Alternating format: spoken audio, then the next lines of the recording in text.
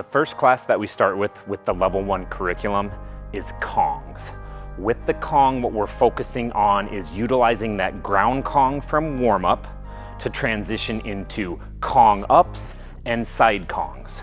With that ground Kong, thinking to yourself, hands, feet, hands, feet. With any version of a Kong, whether it's a ground Kong, a side Kong, a Kong up, a Kong vault, a Kong down, you're thinking hands then feet. You really want to put weight into your hands. Start to build the comfortability of putting weight in your hands, but also starting to build that strength of being able to put weight in your hands as you start to go bigger, as you start to use other versions of the Kong. We're gonna start here on these launch pads. They're 8 inches off the ground. They're enough off the ground that we're still able to be safe, but we can really start to mimic the movement and have an understanding of why we are doing the movement. We start with ground Kong to Kong up to side Kong.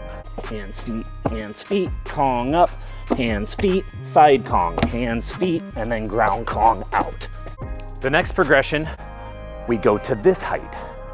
Still thinking hands, feet, we're going to go Kong up, side Kong. So I want to grab the edge. The edge is going to give me more control of the obstacle. If I'm going really fast and I just put my hands here, I could slip. If I go here, I can grab the obstacle. I can control the obstacle. You want to always control the obstacle and not let the obstacle control you. You need to be able to use the correct hand as you go down. The correct hand is going to make it safer and more efficient. I'm going this way. This hand goes first, this hand goes second and further.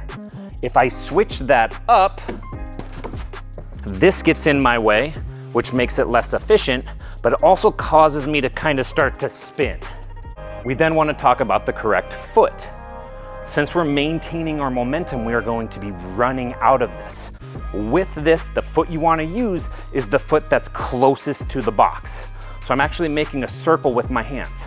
I go hand, foot, foot. So I go hand, foot, foot. Piecing it together, we have a Kong up, side Kong, using the correct hand and the correct foot, maintaining that momentum out of it. For the level 2 test, you're not going to be able to have this box. You're going to need to be able to really jump your butt high in the air. The higher my butt is, the easier it is to get my feet on top. The more I dive my hands out, the higher my butt gets, the easier it is to get my feet on top. Pulling back to that hands, feet, hands, feet.